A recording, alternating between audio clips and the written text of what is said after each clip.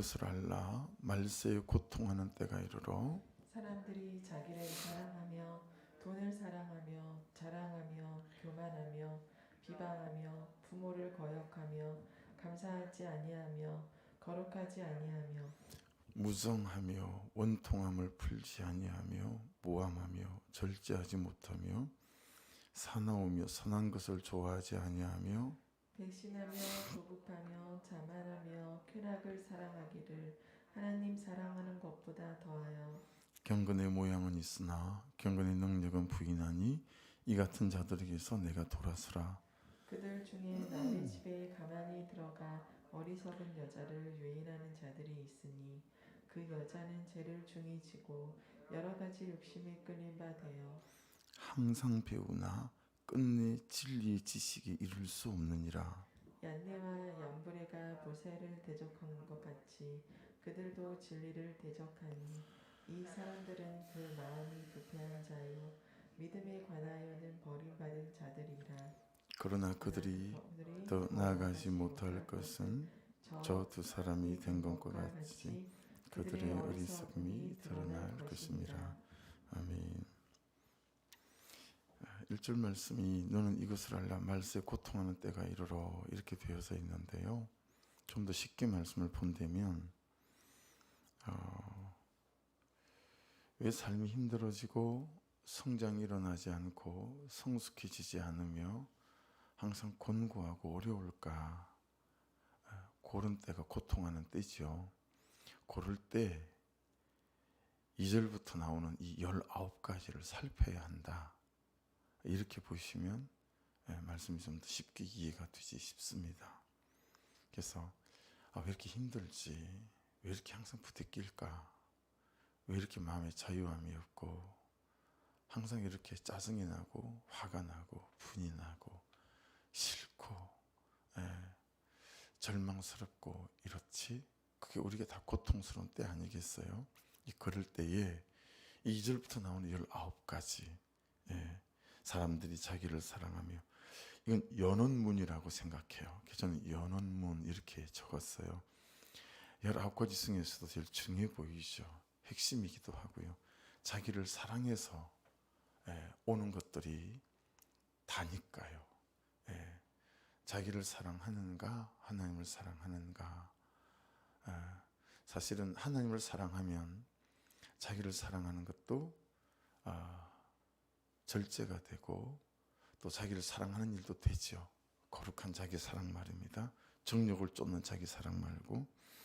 그리고 저기 5절에 나오는 경건의 모양은 있으나 경건의 능력을 부인하니, 이게 19번째거든요. 이것은 닫는 문이다. 저는 그렇게 적었어요. 여는 문은 자기를 사랑하는 데서 시작되고요. 닫는 문은 뭐냐면 예배한다, 예수 믿는다, 기도한다, 경건의 모양은 있는데 경건의 능력은 하나도 나타나지 않는 거예요. 그래서 이게 닫는 문이 아닐까. 그렇게 저는 여는 문과 닫는 문이 있고 그 안에 18가지, 17가지죠. 여는 문 빼고 닫는 문 빼면 17가지인데 이것들이 우리 인생의 고통을 가져오고 마음의 고통을 가져오는 조건들이 되죠. 그래서 하나하나 다 보시면 하나를 가지고, 그죠? 참 성경 여기저기를 찾아가며 말씀을 풀어내도 한참을 풀어낼 수 있는 그런 대목이고, 이거 19가지 조목조목 잘 몇 번 반복해서 읽어보시다 보면 이쪽에 내게 굉장히 가깝다라고 하는 것들이 여러분에게는 점검되어지기. 그래서 만일에 이 본문을 가지고 묵상을 한다면, 목장 모임을 한다면 순위를 한번 매겨보는 거죠. 순위를 19가지 중에 내게 1순위는 뭐지? 2순위는 뭐지? 나를 가장 많이 고통스럽게 하는 거, 그런 것들을 좀 이렇게 순차적으로 적어본다면 나를 좀 객관화시켜서 보는데 도움이 되지 않을까, 그렇게 깨달았습니다. 자, 따져볼 것은 이런 것들이 어디서 오는 걸까라고 하는 거죠. 이런 것들이 이 19가지가 또는 그 여는 문과 닫는 문 안에 있는 17가지가 어디서부터 오는 것일까라고 하는 거겠죠. 좀 다른 측면에서 여러분 자기 기준이라고 한번 적어보십시오. 자기 기준에서 오는 거다. 자기 기준. 예. 여러분 예수님을 믿는다, 말씀을 묵상하고 큐티한다라고 하는 것은 뭘 바꾸는 거죠? 기준을 바꾸는 거죠. 예. 어떻게 살아야 될지 기준을 바꾸는 거고, 사람을 어떻게 대하고 직장 생활을 어떻게 할 건가, 이런 기준을 바꾸는 것 아니겠어요? 그런데 이 기준이 잘 바꾸어지지 않는다라는 거죠. 예. 여러분 예수님을 믿는다라고 하는 것은 기준을 바꾸는 거다라고 생각해요. 내 기준을 자꾸 내려놓고 말씀의 기준을 붙잡는 거 아니겠어요, 그렇죠? 내 기준. 원래 내 기준은 이럴 때 들이받는 거예요. 원래 내 기준은 이럴 때 따지는 거예요. 원래 내 기준은 이럴 때 가만 안 두는 거죠, 그렇죠? 예. 대로 받았으니 말로 갚아야 되고, 눈에는 눈, 이에는 이. 이게 여러분 세상에서 말하는 우리 각자가 가진 기준일 수 있잖아요. 여러분 삶에 대한 여러분의 기준들이 있으시죠. 재정에 대한 여러분들의 기준이 있으시고요. 사람들은 알게 모르게 내가 정해놓지 않았지만 다 자기 기준, 자기 고집, 자기 철학, 자기 생각이 다 있죠. 그것을 따라 살잖아요. 그런데 우리가 예수를 믿는다라고 하는 거고, 이건 기준을 바꾸는 거잖아요. 야, 오리를 가자 그러면 십리를 가라. 기준을 바꾸는 거잖아요. 예. 야, 쏘고 살라 그러면 겉옷을 써야 되고, 왼뺨을 때리면 오른뺨을 내놓고, 다 기준이 바뀌는 거잖아요. 이게 세상적인 기준과 전혀 맞지 않는 거잖아요. 자기 원수를 사랑해라. 그런 기준이 어디 있습니까? 그런데 이 기준을 바꾸는 거잖아요. 이 작업을 해가는 거죠. 여러분 기준이 바뀌니 생각이 바뀌고, 그죠? 삶이 바뀌는 거 아니겠어요?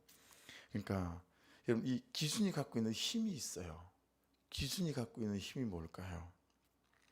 이 기준이 갖고 있는 힘이 뭐냐면 선택을 결정짓게 한다라는 거예요. 그러니까 이 기준에 따라서 내가 어떤 선택을 하잖아요. 전에는 신비를 가자 그러는데, 저는 말씀을 준비하면서 제가 참 잘 못하는 것 중에 하나가 심리를 가자 그럴 때 오리를 가자 그럴 때 심리를 가주는 거. 이게 내가 참 잘 못하는구나. 왜냐면 항상 제가 그냥 이렇게 시간이 바쁘게 쫓겨서 살아가다 보니까, 그래서 제가 지난주 목장 나눌 때 가장 원하고 하고 싶은 거, 한 일주일 동안 잠 좀 푹 잡았으면 좋겠다. 내가 그 적용을 했어요. 그래서 어제는 사모님에게 아내한테 9시 기도를 부탁하고 어제 9시 들어가가지고요. 일찍 좀 잤어요. 예. 이게 피곤해서 일을 해서 그런지 그 못 박는 기계 아세요? 탁하라고? 그렇게 손가락에다 박아가지고, 그래가지고 조르고 있어요. 피곤해서 막 그런가 싶기도 하고. 그래서 제가 들어가서 일찍 좀 잤어요. 그러니까 여러분 이 기준이라고 하는 것이 참 중요하다 싶어요. 근데 이 기준에 따라서 뭔가를 선택을 하는 거예요. 내가 이것도 선택하고 저것도 선택하고. 그러니까 여러분 기준이 되게 중요하죠. 내가 갖고 있는 생각, 이렇게 바쁘게 살다 보니까 저는 이렇게 다른 사람들이 오리를 가자 그럴 때 심리를 잘 못 가는 것 같아요. 되게 바쁜 척 하는 거죠. 그래서 저는 카톡도 몰아서 할 때가 많아요.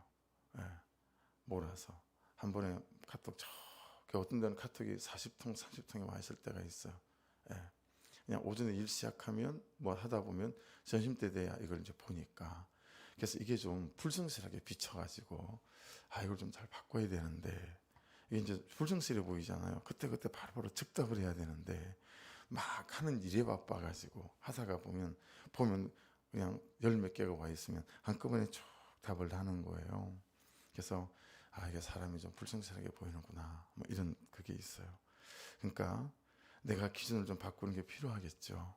여러분 기준이 바뀌면 선택이 바뀌어요. 선택이 바뀌지 않는 이유는 기준이 바뀌지 않아서 그래요. 그래서 여러분 항상 말씀으로 저와 여러분의 기준이 잘 바뀌어갈 수 있기를 주의 이름으로 축복합니다. 이 싸움 하는 거거든요. 이 싸움 하는 거거든요. 그렇죠?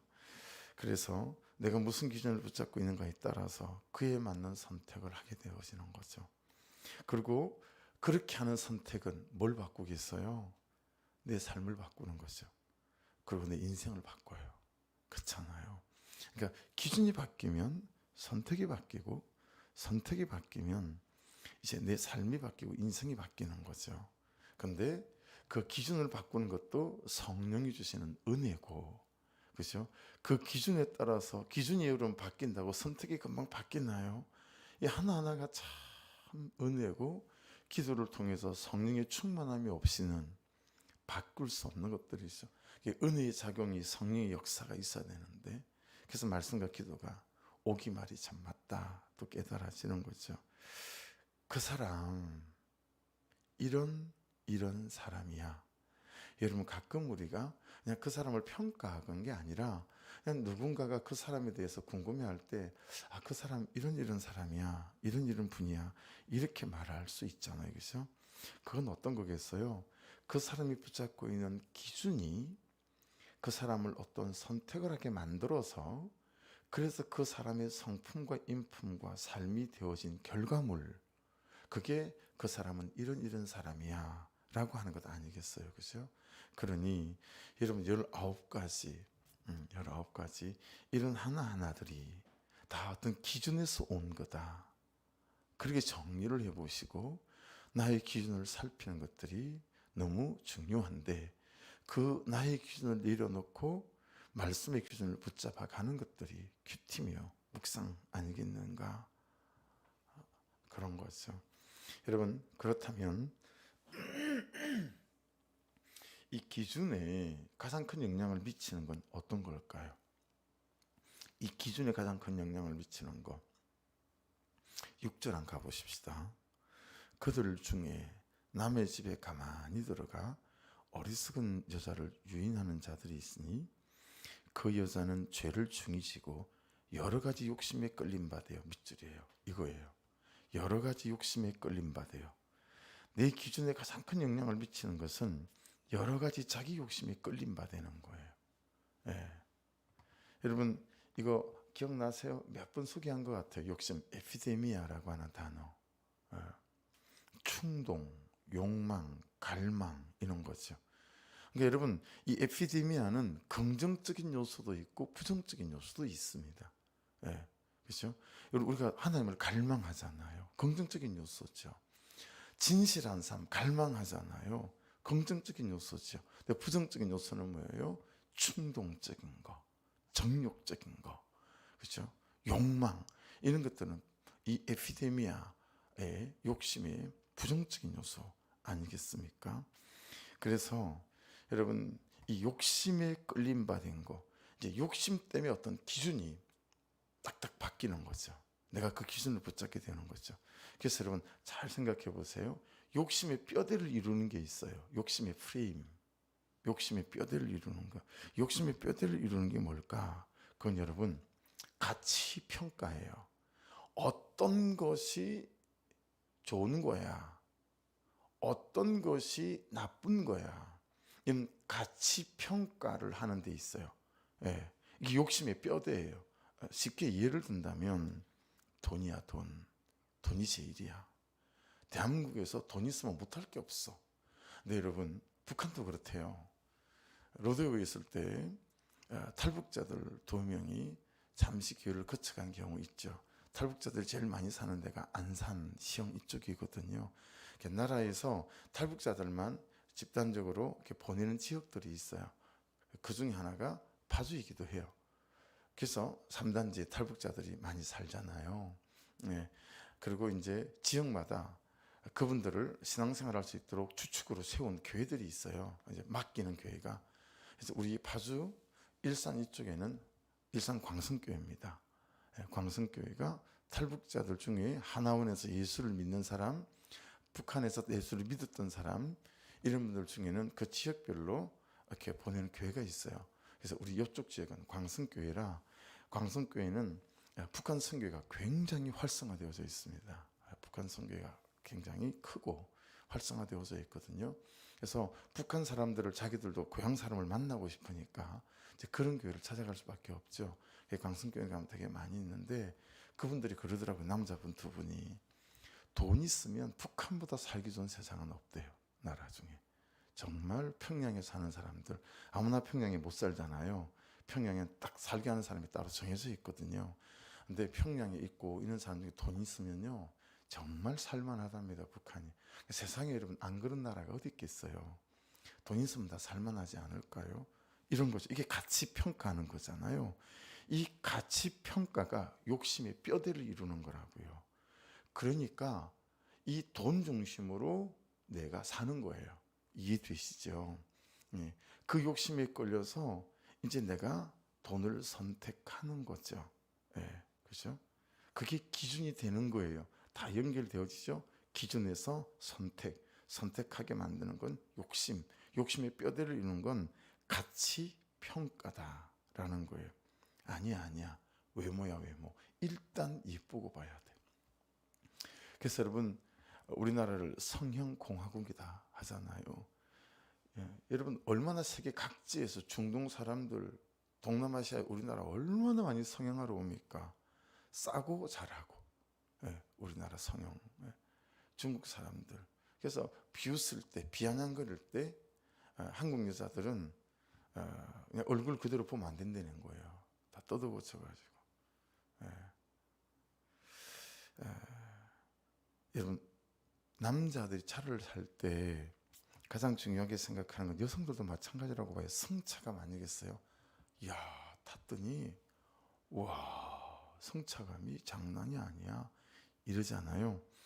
요즘 청년들하고 중고등부 학생들 특히 남자 학생들하고 얘기를 나눠보십시오. 승차감보다 10배가 더 중요한 게 있어요. 짐작되세요? 하차감이라고 합니다.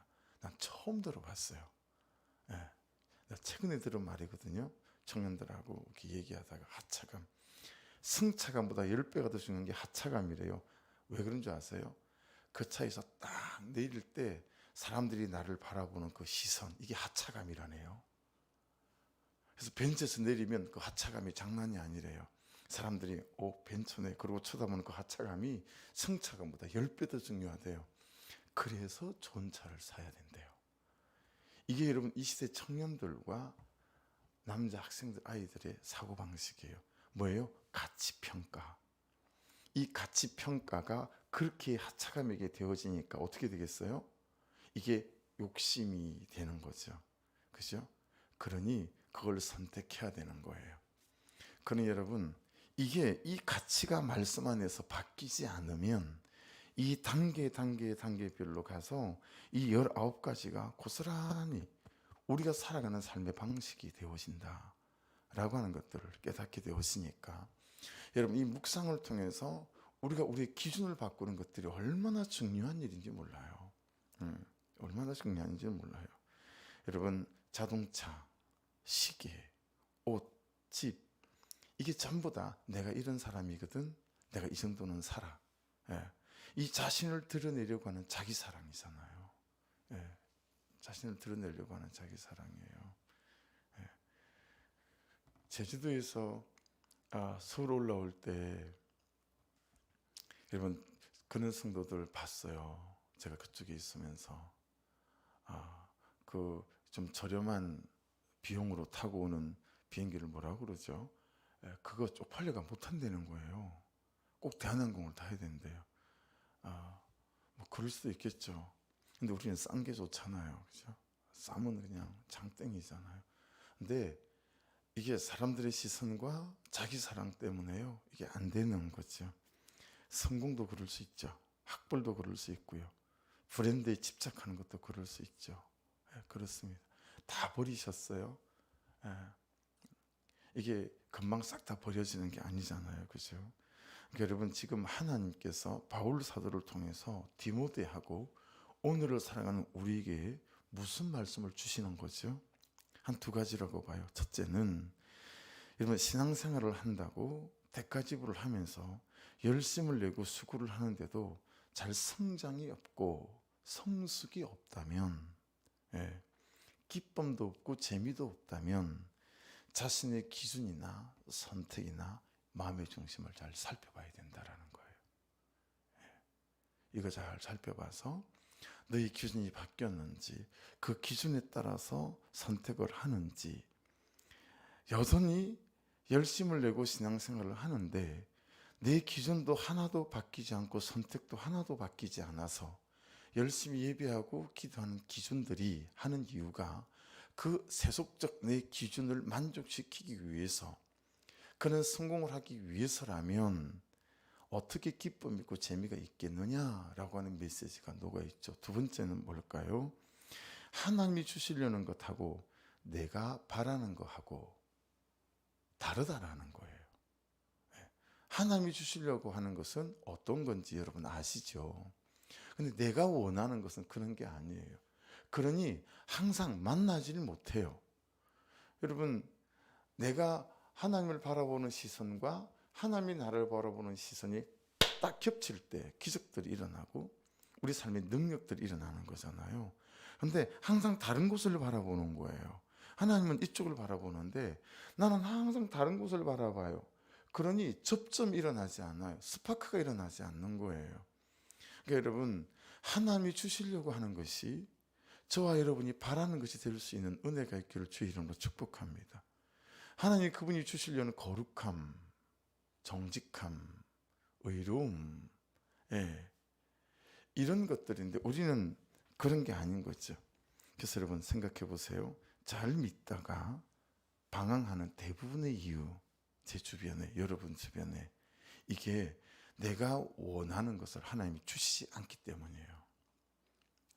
지금 이제 수험생들 지금 막 시험 이제 보고 원서 넣고 하잖아요. 이럴 때요, 고3 애들 관리 잘 해야 되거든요. 영적으로 잘 쳐다봐야 돼요. 왜냐하면 정말 그만한 수준이 돼서 그만한 대학에 원서를 넣는데 자기가 똑 떨어지잖아요. 그러면 아이들이 굉장히 방황하고요. 어떤 짓을 할지 몰라요. 유심히 쳐다봐야 합니다. 훨씬 관심을 많이 가지고. 이때 삐딱선을 타거든요. 어른들은 안 그렇습니까? 내가 원하는 걸 주지 않고 뭐 이걸 주냐 이거지요. 그러면 잘 믿다가 방황해요. 그렇게 기도하고 매달렸는데 40일 동안 왜 이게 안 되게 하시는 거죠? 왜 이 집이 안 되게 하고 왜 이 사업이 안 되게 하는 거죠? 그런 방황합니다. 여러분, 반복된 죄로 인한 죄책감 때문에 방황을 하든가 잘 믿다가, 아니면 주시려는 것과 내가 원하는 것이 달라서 그럴 때, 이때 이제 신앙의 방황이 오는 거죠. 출애굽기 7장 10절로 14절에 나오는 말씀인데 잘 한번 들어보십시오. 잘 여러분이 듣지 못한 말씀일 것 같아요. 이제 출애굽 때문에 모세가 애굽에 들어가잖아요. 출애굽기 3장 이후에 바로 앞에 서잖아요. 지팡이도 던지고 나일강이 피로 바뀌고 막 깨구리가 올라오고 열지안 기억하시죠? 그 중에 있던 부분이에요. 모세와 아론이 바로에게 가서 여호와께서 명령하신 대로 행하여 아론이 바로와 그의 신 앞에 지팡이를 던지니 뱀이 된지라. 바로도 이걸 보고 자기들 마술사들을 불렀어요. 현인들과 마술사들을 부르매 그 애굽 요술사들도 그들의 요술로 그와 같이 행하되 각 사람이 지팡이를 던지며 뱀이 되었으나, 그들도 지팡이를 던지며 뱀이 된 거예요. 그런데 아론의 지팡이가 그들의 지팡이를 삼키니라. 이 본문 해설에 이 구절을 적어놨더라고요. 그래서 제가 전체를 좀 찾아서 읽어드린 거예요. 내 지팡이가 뭐죠? 내 기준이에요. 내가 원하는 거예요. 그런데 하나님의 지팡이는 하나님의 말씀의 기준이죠. 말씀의 기준이 이걸 삼키는 거죠. 아론의 지팡이가 이들을 삼켰잖아요. 13절 본데 그러나 바로의 마음이 완악하여 그들의 말을 듣지 아니하니 여호와의 말씀과 같더라. 여호와께서 모세에게 이르시되 바로의 마음이 완강하여 백성 보내기를 거절하는도다. 그래서 하나님께서 주시려는 걸 주셨는데 내가 받으려는 게 아니면 우리도 이렇게 이제 거절하고 이렇게 되어지는 거죠. 그래서 오늘 이 말씀 안에서 이 부분을 좀 잘 한번 묵상하시고 적용점을 찾아보셨으면 좋겠고요. 6절하고 7절에 하나씩 중요한 게 두 가지가 있어요. 6절에는 거기 보시면 어리석은 여자를 유인한대요. 여러분, 이 어리석은 여자가 누굴까요? 이거 묵상해 보십시오. 귀나이 카리온이라고 하는데 작은 여자라는 뜻도 있고요, 가난한 여자라는 뜻도 있어요. 여러분, 그들 중에 남의 집에 가만히 들어가 어리석은 여자를 유인, 어떤 분들이 잘 유인당하지요? 여기서는 어리석은 여자라고 되어져 있는데 이게 가난한 여자의 뜻이 더 많아요. 가난한 여자, 가난하기 때문에 작아지고 어리석어지는 거거든요. 뭐에 대하여 가난할까요?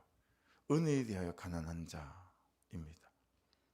하나님에 대하여 가난한 자입니다.